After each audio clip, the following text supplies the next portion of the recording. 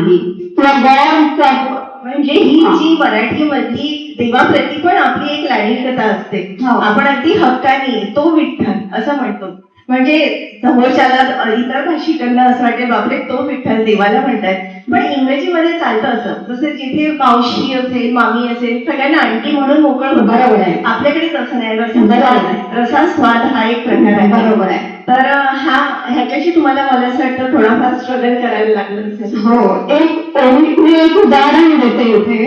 एक उदाहरण आहे बरया शारदे. शारदी उडती चांदून चंद्री जैसा संबंधू पौर्णिमेचा. शरद ऋतूसाठी आहे. शरद ऋतूसाठी इंग्लिश मध्ये शब्द आहेत ऑटम आणि फॉल.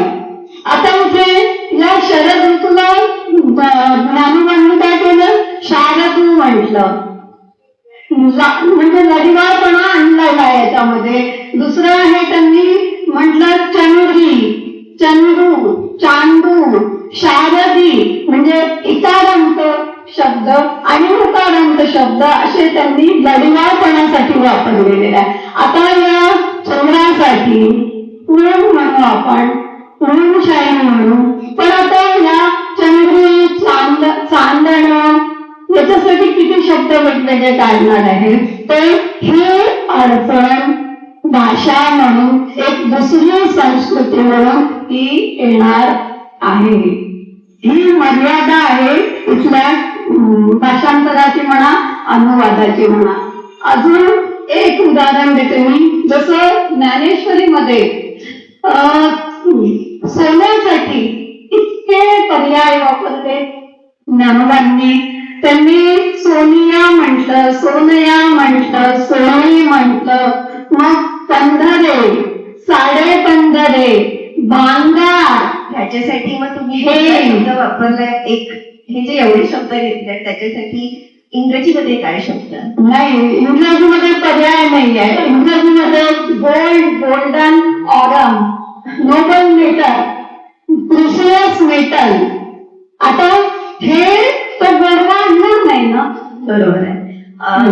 किती मला असं वाटतं ठीक आहे, जरी भाषा बदलत असली तरी पण त्याच्यातला गोडवा त्या भाषेच्या मनाने आणि मराठीचा राहिलाच. मला तुम्हाला अजून एक विचारायला आवडेल की 13व्या शतकातील ज्ञानेश्वरी आणि तिचं तेज आजही असं म्हणतात आहे, मनात आहे, हृदयात आहे. 13व्या शतकातील ज्ञानेश्वरीमध्ये असलेलं तत्वज्ञान 21व्या शतकातील लोकांना पटवून सांगायचं कसं वाटतंय? 13व्या शतकामध्ये आता प्राकृतमध्ये सर्वसामान्य लोकांसाठी प्राकृतमध्ये ज्ञानेश्वरांनी गीता सर्वांसाठी किंवा संस्कृतमध्ये जेही वाङ्मय होतं सर्वसामान्यांसाठी खुलं केलेलं आहे. आणि 13व्या शतकातील मराठी आज 21व्या शतकामध्ये आपल्याला अभिमान वाटायला पाहिजे की आपण बहुतांशी बरेचसे शब्द अजूनही तेच वापरतो. पण आज आता आपलं जीवन 13व्या शतकातील आपलं जीवन आणि आजचं आपलं जीवन यात खूप मोठा फरक पडलेला आहे. खूप मोठं अंतर आलेलं आहे. आपलं यांत्रिकीकरण झालेलं आहे आपल्या जीवनामध्ये. त्यामुळे स्वयंपाकघरातील बऱ्याचशा क्रिया, पाणी भरण्यातील, विहिरीतून पाणी काढण्याच्या आणि या हे उदाहरण आहे, या बऱ्याचशा क्रिया आता लुप्त झालेल्या आहेत. आणि यांना आता लुप्त झाल्यामुळे काय झालं, ते शब्द सुद्धा मग हळूहळू कठीण झाले. जसं आजच्या मुलाला उखळ, बारं हे शब्द कॉन्व्हेंटमध्ये जाणारा असो किंवा कोणताही मुल असो त्याच्यासाठी हे कठीण होऊन गेलेले आहे. त्याचे संदर्भ त्यांना लागत नाही. कारण आपली संस्कृती बदलून राहिली. आपल्या संस्कृती बदलते असंही काय म्हणणार, आपलं जीवन रोजचं जगणं बदलत आहे, भाषाही बदलत आहे आणि भाषेत फरक पडतोय. आपण मल्टीलिंगल त्यावेळेला मराठी बोलणारे लोक होते. आज आता एक जिन्सी समाज होता तेव्हाचा, एकमेकांची एकमेकांवर अवलंबून होतं.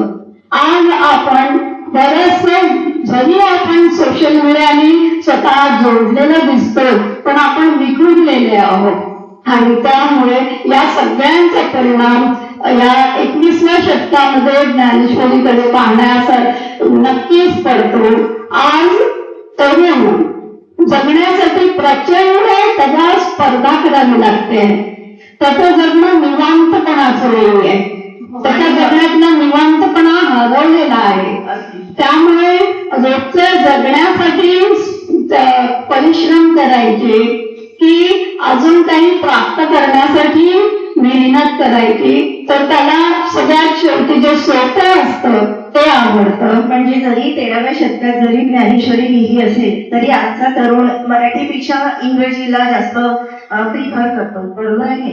तर म्हणजे तुम्ही जे भाषांतर केलंय तर त्याला आजची युवा पिढी सहजतेने वाचून त्याला म्हणजे आत्मसात करू शकेल असा विश्वास आहे.